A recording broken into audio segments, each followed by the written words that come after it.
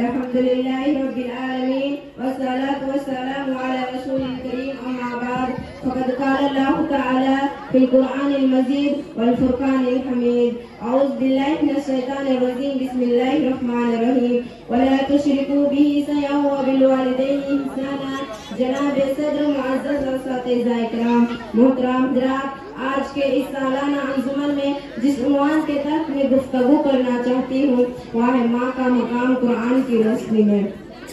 ماں ایک باصور اور عظیم خاتون ہے جو بچوں کی زندگی میں باد صبا کے مانند ہے، جو اولاد کے لیے طرح طرح کے تکلیف اٹھاتی ہے، جو اپنے اولاد کے خاطر اپنے آرزوؤں کا گلا گھونٹ دیتی ہے، اپنے خواہشات کو خاک میں ملا دیتی ہے، اپنے خوشیوں کا جنازہ نکال دیتی ہے، خود نہیں کھاتی اور بچوں کو کھلاتی ہے۔ لیکن آج کے معاشرے میں ایسے ایسے نوجوان پیدا ہوئے کہ ماں کو گالیاں دیتے ہیں، برا بھلا کہتے ہیں، مارتے ہیں، یہاں تک کہ اس کے خود کے گھر سے بھگا دیتے ہیں۔ شاید انہی لوگوں کے لیے اللہ رب العزت نے قرآن مجید میں ارشاد فرمایا وَلَا تُشْرِكُوا بِهِ شَيْئًا وَبِالْوَالِدَيْنِ إِحْسَانًا۔ اس آیت کریمہ میں اللہ رب العزت نے سب سے اہم فریضہ والدین کے ساتھ حسن سلوک کا حکم دیا ہے۔ دوسری جگہ ارشاد ربانی ہے وَبِالْوَالِدَيْنِ إِحْسَانًا إِمَّا يَبْلُغَنَّ عِندَكَ الْكِبَرَ أَحَدُهُمَا أَوْ كِلَاهُمَا فَلَا تَقُل لَّهُمَا أُفٍّ وَلَا تَنْهَرْهُمَا۔ اپنے والدین کے ساتھ حسن سلوک کا معاملہ کرو، انہیں برا بھلا مت کہو،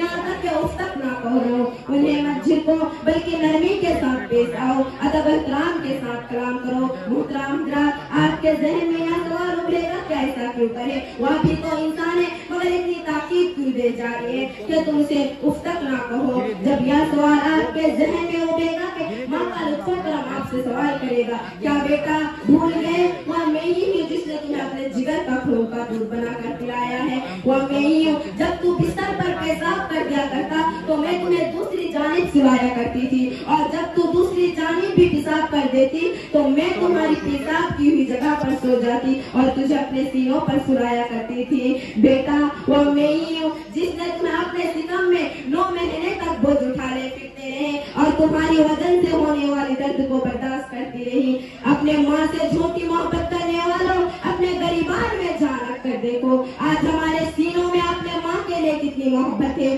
انہوں نے گلشن قلب میں کتنے پھول کھلائے ہیں، پھر بھی ہم ان کے ساتھ شفقتوں اور محبتوں کے بدلے ہم ان کے ساتھ کیا سلوک کرتے ہیں۔ ہم میں سے اکثر و بیشتر لوگ اپنے والدین کے ساتھ نافرمانی کرتے ہیں، انہیں تکلیف دیتے ہیں، اپنے والدین کے محبت کے لگے ہوئے چمن کو پھولوں کو قدموں سے نسل دیتے ہیں۔ پھر بھی ایک ماں اپنے بیٹے کو کبھی بد دعا نہیں دیتے، اگر کچھ کہتے بھی ہیں تو دل سے نہیں بلکہ خداوندی قدوس سے یہی دعا کرتے ہیں کہ یہ میرے رب تو ہمارے لال کو، تو ہمارے رخت جگر کو، نور نظر کو ہدایت کے ساتھ ہمیشہ سکون اور راحت کی زندگی عطا فرمائے۔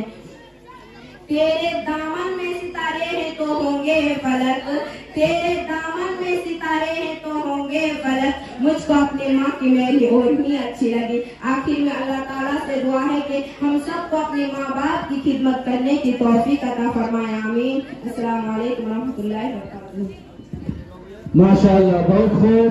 بہت اچھے۔